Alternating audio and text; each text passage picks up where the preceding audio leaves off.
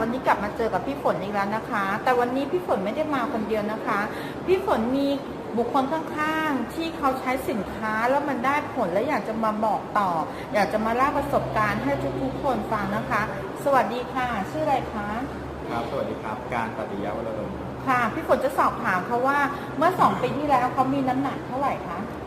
เมื่อ2 ปีที่แล้วน้ำหนัก95 กิโลกรัมแล้วปัจจุบันนะคะ ปัจจุบันเหลือ75 กิโลกรัมครับโอ้ลดมาได้ตั้ง20 กิโลนะคะทำยังไงคะถึงลดมาได้ตั้ง20 กิโลมีตัวช่วยครับก็คือตัวดีท็อกไฟโตวีนะครับนี่ตัวนี้เลยครับ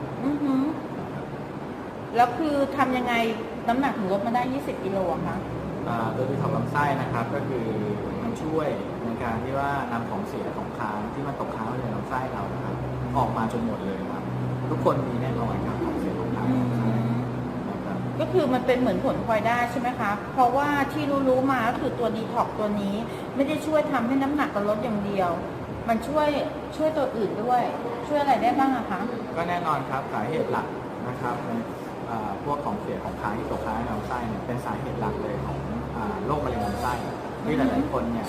คือกลัวไม่อยากจะเป็นใช่แล้วมะเร็งลำไส้นี่คือเขาเรียกว่าอะไรนะมันเป็น